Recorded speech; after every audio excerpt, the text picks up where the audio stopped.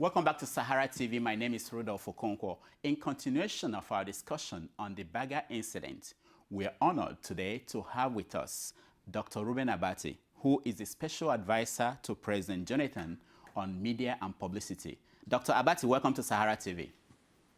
Good afternoon, Rudolf.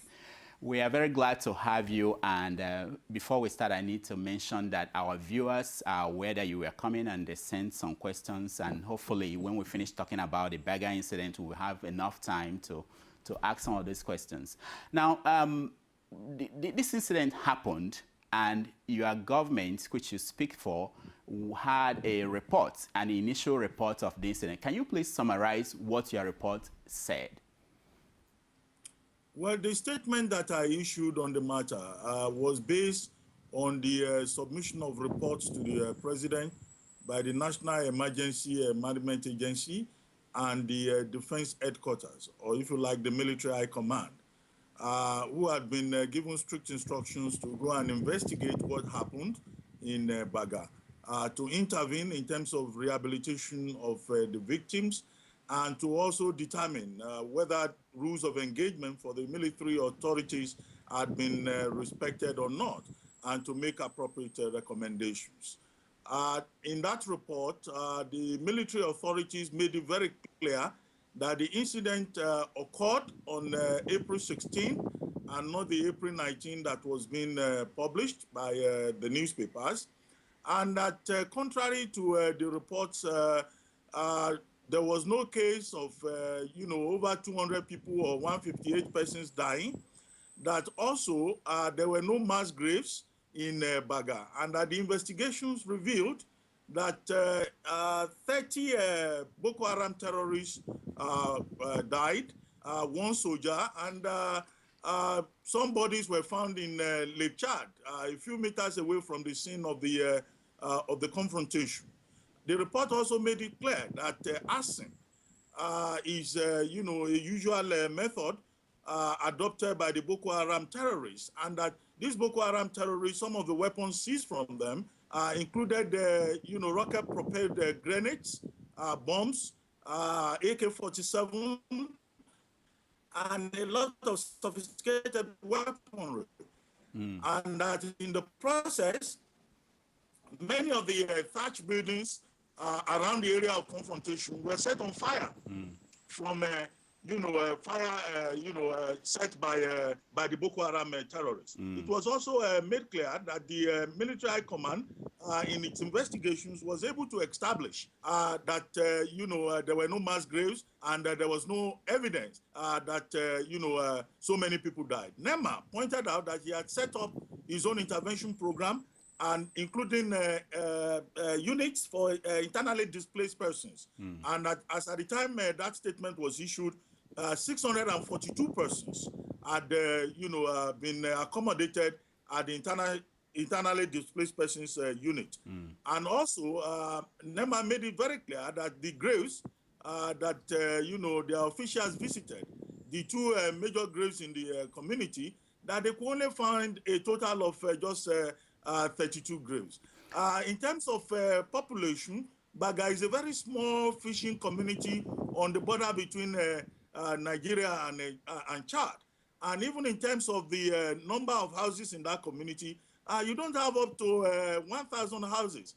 So where was this information coming from that 3,000 houses were burned, 4,000 houses were touched? So NEMA concluded also that there has been a lot of misinformation. Okay, Dr. Abati, let's most of our viewers, they are aware of these figures and what the government position is. I wanted them to hear it from you. And the question that people are asking is, are you now saying that Red Cross, that they lied when they said that 187 people died? Or are you saying that the the senator from that area who went there and came back and said that 228 people died? Are you saying that these are lies by these people? Well, the figures that have been, bandied around cannot be substantiated. And that is a lie. I'm quoting that line directly from the NEMA report. The NEMA officials were there on the ground. They conducted their investigations. You are quoting Red Cross. Don't forget that, many of the aid workers were claiming that they were not granted access. The same people who said they were not granted access are quoting figures. And NEMA has already debunked that and said that, look, nobody was barred from accessing the community. NEMA was granted access, Red Cross was granted access, and the investigation, that NEMA did, that the defense authorities did, the details are the details that I have given you earlier on. So what about the senator who is from the ruling party? Because we are supposed. The question we should ask: did the senator go there? He went. He spent 2 days. He's on the basis of hearsay. He went there. He went there. He spent 2 days. And if he went there, how did he conduct his investigation? Well, what empirical evidence does he have? Because we should refrain from relying on gossip or hearsay. And I believe that the senator, I'm sure the authorities may possibly invite him to provide evidence and to assist in the investigations that are still continuing. Yeah, so, the senator actually was supposed to be on our show today, but he's in transit, so we are still expecting him. But let me go on. Let me go on and still ask you. There was this picture, I don't know if you've seen it, of the area Baga before and after, a satellite picture. Have you seen the picture? Well, I've seen the satellite images that that are being circulated, but those satellite images are questionable. So are they lying too? Yeah. You know that satellite imagery, is determined by a lot of variables. Weather condition, the quality of the equipment, the resolution, the distance, and all of that. And the military authorities have made it very clear that, the Nigerian authorities have also carried out their own satellite imaging using Nigeria SAT-2. And the evidence that they have is clearly different from the evidence that, Human Rights Watch is talking about. In that same Human Rights Watch report, it is claimed that certain persons in the community were interviewed. Where were they interviewed? When? These are questions that you should ask. I mean, the same people who said they were not granted access, so how did they conduct their interviews? And if they said they conducted the interviews by phone, the report states that, communication satellites communication masts in that community, have been damaged by the Boko Haram terrorists, such that at the moment it's very difficult to make phone calls to that community. And then, of course, it is not impossible, if at all anybody was interviewed, you ought to realize that there is a lot of politicking involved in this matter. People are beginning to play politics with it, but the military authorities and the Nigerian state has a responsibility to ensure the integrity of the Nigerian state, to ensure that the sovereignty of Nigeria is not violated, and to ensure that terrorists are not allowed to create a state within the state.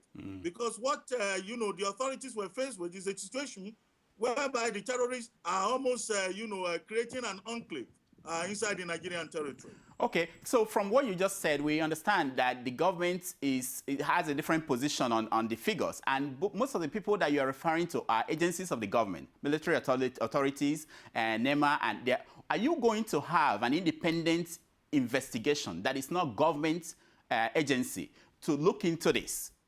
Or is it going to be... In the statement that I issued on this matter, I made it clear that President Jonathan welcomed the decision by the National Human Rights Commission to conduct his own independent investigations. And the Council of the National Human Rights Commission already met, and they issued a statement saying that they will carry out independent investigations. Whoever wants to also carry out independent investigations is welcome. But you understand that historically, Nigerian governments, they have been known to downplay figures of incidents like this. So you should understand why people are not believing what the government is saying. Do you? Well, the government is also concerned also that, people, are playing politics with this Baga incident, that there's a lot of misinformation out there, and there seems to be a deliberate attempt to give a dog a bad name in order to hang it.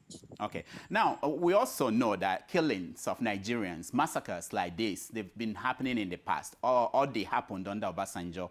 Even the Boko Haram incident, the killing of Boko Haram members during Yar'Adua's administration, it became the reason why this Boko Haram incident changed into what it is today. Now, do you fear that this incident may become Jonathan's own massacre in his tenure? And because the world has changed, this is a new world order where most heads of states can be sent to the International Criminal Court of Law to answer questions about what the military or what the security agencies did during their tenure. Are you concerned about, is the president concerned about that this image of what happened in Baga might lead to something like that? One, the position of the government is that there was no massacre in Baga. Two, the reports, by investigators also made it clear that the Boko Haram terrorists were the ones who set houses on fire and who have turned Baga into an enclave within the Nigerian state. And to the extent that is true, it means that, the terrorists are determined to violate the sovereignty of Nigeria. The investigations that have been carried out by the Nigerian authorities are, already public material. And, there is no reason why anyone should begin to play politics talking about International Criminal Court.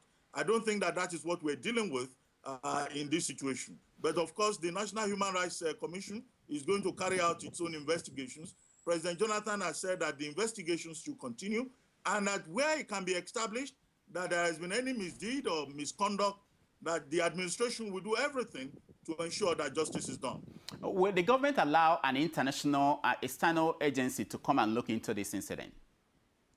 Yes, whoever wants to come and investigate is welcome. But what we expect is that people will be truthful and that they will not play politics or, just set out to work to a predetermined formula or answer, as seems to be the case at the moment.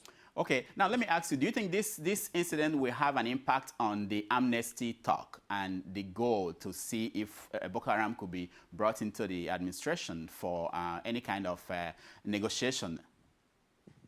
Well, if anything, I think that what has happened in Baga, again, draws attention to the fact that, every step must be taken to bring this terrorist challenge that we have in that part of the country to an end. And the situation that we have on our hands now is that a lot of Nigerians are recommending the amnesty option, and the government has set the machinery in motion for this to be considered as an option that can be taken along with other measures that have been adopted. So I don't see it, as standing in the way of the measures being taken. Okay, now let's move a little bit to one issue that is of concern to a lot of our viewers, which is the report that the president just awarded a contract to an Israeli company for $40 million to monitor computers and internet communication of Nigerians. And a lot of people are asking, will some Israelis be reading the emails they are sending to their grandmother? Well, the report that I read indicated that the Israeli company that is being talked about never mentioned an African, Nigeria. It only referred to an unnamed African country. It is the people doing the interpretation who are insisting that it must be Nigeria. I think that, those making the claim must be certain that it is Nigeria that is being referred to. And in the reports that I have read, there is no clear indication that the Israeli company talked about Nigeria. But are you saying... However, okay, go ahead. Yes, I'm listening to you. Well, I want to say, are you saying that as far as you know, there was no contract given to this Israeli company?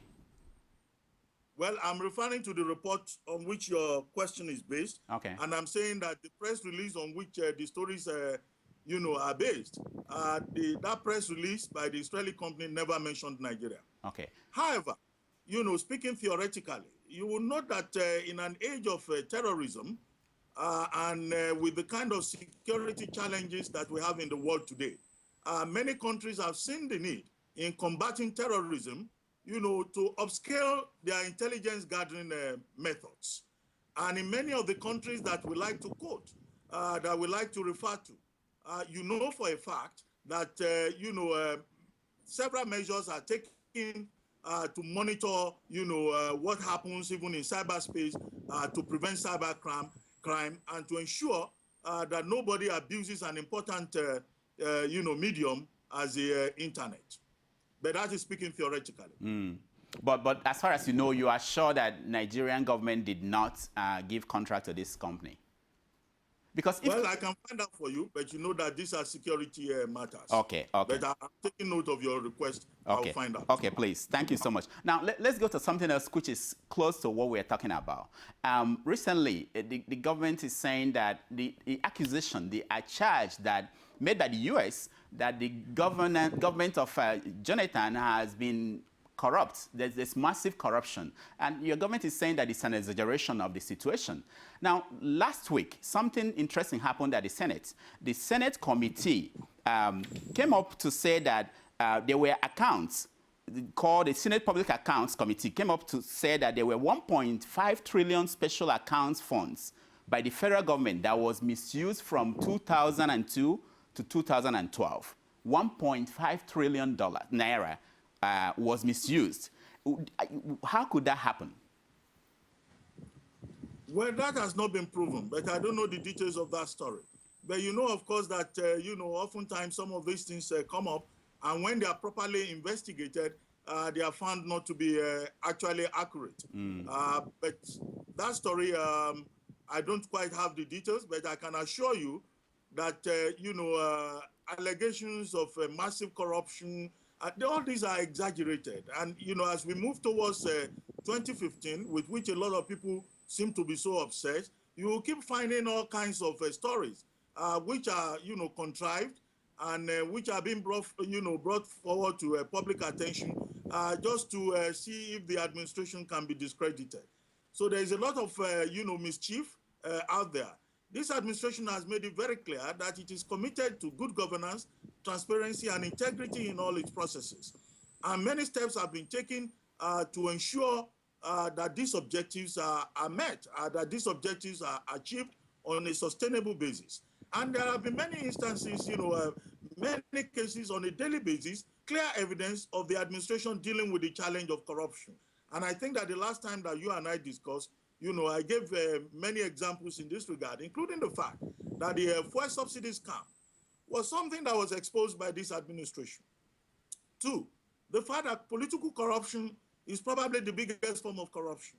And this administration has been dealing with that. Today, we live in a country where people praise, elections conducted by this administration as being free and fair. Many elections have been held under President Jonathan's watch, and there has been no evidence, no indication of interference by the center or any attempt, as was the case in the past, by anybody at the center to impose his will on the will of Nigerians. This president is committed to free and fair elections, electoral process that is very high in terms of integrity. Look at what the administration is also doing in terms of the ports. Getting the ports cleared of all kinds of toll gates that people have erected there. Look at what is being done in terms of even double-checking and making sure that people who are working for government are properly documented. Look at what has been done in the agri sector. The same agri sector in this country that was defined by share scam, fertilizer scam, tractor scam. All of that has changed, and a lot is still changing, but the opposition, in Nigeria, would like to keep, concocting stories and trying to embarrass the government and claiming that government is not fighting corruption. The truth of the matter is that this government is committed to the fight against corruption. I'm really happy that you mentioned the oil subsidy, because a lot of people are asking, and we're looking at some of the questions. When the debate came up and there was this promise that if we take out subsidy, the government will do this and this, the government will publish the money that was realized from the removal of the subsidy, and that there will be buses on the road. And the people have not seen some of these things. And these are the reason why people are doubting the government. What you are saying, that these things are true, they are happening. So why is it that are you having problem, or your department communicating with the Nigerian people For instance, people are asking us, where are the buses that were promised by the president that once we remove the subsidy, we are going to bring in buses to help alleviate the transportation problem in major cities? What happened? Okay, you know that after the partial removal of subsidy that occurred in 2012, following the, the protests and the interventions, government immediately set up the SURE-P committee. The SURE-P committee is, a body set up to monitor how the savings are spent. The SURE-P, I've had a number of people talking about projects by SURE-P. The SURE-P actually is an oversight body working with the project implementation units in the various ministries. And what government did was to outline and publish all the activities that SURE-P will oversee. And Dr. Christopher Kolade, who is the head of that committee, has given reports again and again and again. And one of the programs under the SURE-P has been one, provision of empowerment at the level of maternal and child health care. Before December last year, almost about 4,000 health workers were engaged and sent to different parts of the country, focusing specifically on the issue of maternal and child health. On the issue of employment, under SURE-P, we have what is called the Graduate Internship Scheme, to which over 13,000 Nigerian companies, signed up. And by December last year, over 100,000 Nigerian, graduates were already being placed in various companies. And that number has even gone up, this year. The transportation that you referred to, when people say they have not seen the buses, I think they are under the impression that they will see buses on the road with the inscription SURE-P buses, or that this is an initiative of the federal government, as is done in some states. The SURE-P transportation program and the buses you talked about, it was done in partnership with the Road Transport Workers Union, the RTEAN, and also the NURTW. What government did was to assist transport owners, okay, to have access to soft loans and to be able to acquire buses in order to make road transportation easier. So those those buses are there, but the buses are not owned, they are not owned by the federal government. They are buses that are owned by individuals doing their own business, who are members of the Road Transport Union, so that is the situation. So you are saying for Nigerians, Nigerians, yeah, are you saying that Nigerians should know that some of these buses on the road today were part of the money from oil subsidy removal, but the partial removal of oil subsidy went into that? Yes, with assistance given to NURTW and RTEAN members. And I'm sure if you check, you will find that the NURTW and the RTEAN, they had issued statements on this in the past. In fact, when the program was launched, there was a major event at the Eagle Square in Abuja, and members of these two bodies that I mentioned were there. And, they confirmed that they are receiving support from the federal government. So is there anywhere that the media, for instance, could go and see the amount of money that we're giving to this and this transport group to buy buses? Is there anywhere we can see that? The SURE-P committee has been given account. Okay. It also has a website where it outlines most of the things that it has done. The Ministry of Trade and Investment, which was also involved in the processes, they have the information. And of course, you can double check with, members of the NURTW and the RTEAN. I'm sure that they will not deny that, there was very serious intervention by government to ensure that buses are made available to them at affordable prices. Now, you mentioned accountability, which I really like. I think it's at the core of part of the transparency and accountability. It's at the core of part of the challenges that communication between the government and the people seem to be not in sync. Now, one of the issues that if you ask a typical Nigerian, and part of the questions we are getting here is that Nigerians are worried about one major thing. Apart from power, the other thing that concerns them is the idea of security votes that governors and people in power seem to be taking from whatever account. Why is it that we don't know who gets what how much they get as security votes, what they are using for. For instance, how much does the president get as security votes? Do you know? Well, what I know is that the salaries of public officials, is a matter determined by the RMAFC, and that body has a website where it has even published what it is that people who work for government are paid at various levels. But the security votes that you talk about, well, I mean, I really don't have information for you on security vote. But in terms of transparency and accountability, what anybody in the Nigerian government earns is out there in the public domain, and the website of RMAFC makes it very clear. Yeah, but we know that when we say somebody earns 500,000 naira, the person might end up earning 200 million as allowances, 200 million as security votes. Will you be able to provide for Nigerians how much these individuals in power, in government, the president, the governors, the local government chairman, how much they earn as security vote? And why do they, where, is it in the constitution? People are asking these questions. I can't answer it. I think you are in a position probably to give us the answer. Why are people taking this amount of money from the government? Well, I really don't have information on what you refer to as a security vote.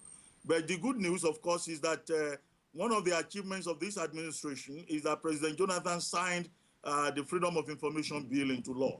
So people who require information that is not readily available, the law makes provision for you to follow due process and request for the information. Yeah, but I also, Dr. Abati, I also know that a lot of people have applied and followed the process, but people still could not be given that information. But let's leave this. I mean, I will maybe. Well, I mean, once a law, the test of a law is in its implementation. That should not, what you are saying should not discourage anybody from continuing to test the law. And for maybe one or two persons that you have who may claim that they have not been given any response, even when they get the response, they are not likely, to come out and say, oh, I've received the response from the appropriate agency. But the law is there. The thing is for us to continue to use the law and test it. Okay, we just have a few minutes left. Let me ask you. In July, it will be 2 years since you moved from Oshodi to Aso Rock. And what changed in your life, and what has changed in the way you see Nigerians? Well, I mean, I don't know what you mean by what has changed in terms of how I see Nigerians. No, I mean, yeah, probably from your experience, being at the other side of the fence. How do you see the Nigerian media, for instance? You were once with the media, now you are at the other receiving end. What is your perception of things in the last 2 years? Well, I still believe that the media is a very major partner in the process of nation building. The media has a constitutional duty, Section 22 of the 1999 Constitution. Its main mandate is to, hold government accountable and to defend the people's interests. So in terms of its constitutional duty, nobody can at any time question the role of the media. And of course, the media, we all know, has a very major historic place in the making of Nigeria. The only thing, of course, that is bothersome is when, the freedom that the media enjoys is abused by the practitioners, or when, issues of responsibility arise, because the media freedom that we talk about must also be combined with responsibility. And I have observed in many instances that media platforms that are very partisan in terms of their ownership structure, in terms of their processes, tend to get into the arena of real partisan politics. And in the process, they get into situations where they raise, through their reports, issues of ethics and professionalism. That is the only major challenge that I have seen. And I think that as we move towards 2015, which many Nigerians talk about now, you are likely to find a lot of media platforms becoming more and more partisan. And that, as I said, will raise issues of ethics, professionalism, and responsibility. Are you concerned that a recent report is ranking Nigeria second to Somalia as one of the worst places to be a journalist? Well, you know, of course, that that report is inaccurate. You know, of course, that, you know, Nigeria, journalists are not under siege. There is no media repression. Under this administration, there has been further expansion in terms of the freedom of the media, even in terms of the scope, even in terms of the number, even in terms of the practice. And that report, of course, was not talking about government media relations. It was focusing more on, you know, cases of impunity resulting in the death of journalists. 9 journalists, the report stated, in the last 5 years. But in terms of government media relations, this is a very free country, you know, and the relationship between government and the media is not as adversarial, you know, as some people try to construct it. This government definitely sees the media as a major partner in the process of nation building. Okay, we're rounding up now, but let me say this. Fair or not, people seem to see you as now the poster boy for what is they regard as the hypocrisy in the media, which is that that people go into the media so that they will get something from the government. Has it been your goal when you were the Guardian to be like a special, where you are now, special assistant to the president on the media? Do you see that as the pinnacle of your career? Because people think everybody in the media is aiming to be like you, to be in your position, that all that people are doing is to get there. Was that the plan? Well, I'm used to people, you know, abusing me and calling me names and all of that. But my standard response to that is as follows. I mean, this is Nigeria. We wrote essays, we wrote articles, we, you know, made comments indicating that we need the best and the brightest in government. That we need to have our first 11, you know, all the best hands that we can get to go into government and to strengthen government from within. And then we're faced with this paradoxical situation. You know, people are invited, they are called to a national service. People we consider credible, people we think can make a contribution, people we think have something to offer. And such persons honor that call to national service, and then we turn around and call them names.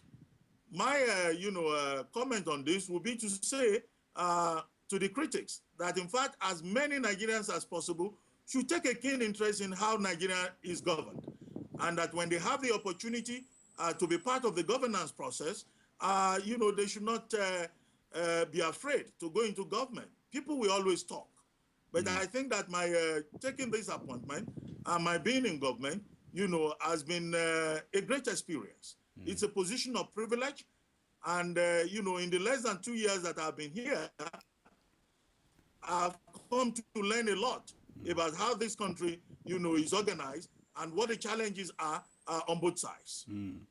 Now, before we go, one last thing. I recently watched the Kenyan president, the new president, come out in public and take questions from the media openly. You know, a lot of reporters were asking questions.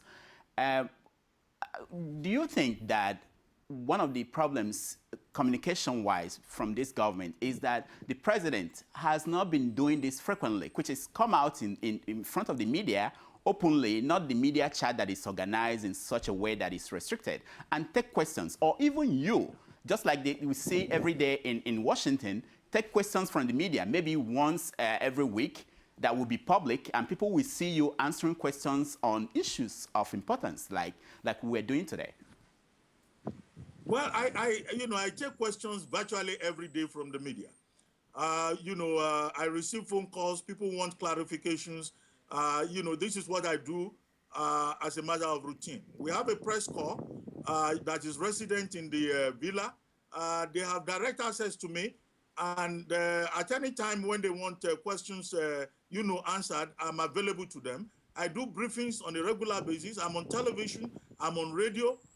In the last 2 weeks alone, I must have granted over 20 interviews. Radio, live interviews, television, live interviews. Yeah, but Dr. Abati, let me. I have a website. I have Twitter. Yeah. So, I mean, we're actually communicating. Yeah, but Dr. Abati, let me, this is why I asked the question. We read a lot of reports, and it says that the press secretary to the government or the special advisor on the media could not be reached. Or that we sent texts and calls, he couldn't respond to our calls. Now, the question in the mind, the question in the mind of a reader is: are you avoiding the media? Why is it that that you are not responding? And do you have people working for you if you are not available to respond? Because at the end, you may not have the side of the government in the story. No, I'm available all the time. Maybe, out of 20 reports, you see 1 or 2 saying that I cannot be reached. And then, of course, you know that no comment is also a response in certain situations. Now, to go back to the earlier question, the president, has a media chat on a regular basis, and the media chat is not restricted. The people that we invite to come and interview the president, they are, Nigerians, they are journalists. And then the last one we heard, people were allowed to send in questions through Twitter. We also use phone calls. So it's an open process. And the president is, always interacting with the media. He grants interviews, and, at every occasion, he's available. Okay. So this government is not running away from the media. We see the media as partners. Okay. Can you help us to push the president to have an online conversation with Nigerians abroad? Something like what we're having now. We could arrange it with people all over the world to talk to the president. Well, I've noted your request. Okay. Thank you so much. Thank you. That was Reuben Abati. Thank you so much for coming on our show. And hopefully, I know I've mentioned this offline, we hope that we could do this more frequently, because we have more than 100 questions that people want to ask you, and I know that we don't have the time to go on. But thank you so much for coming. Thank you. You're welcome. All right, viewers, that was Reuben Abati, the special advisor to President Jonathan on media and publicity. When we come back, we are going to continue our programming for today, and stay tuned.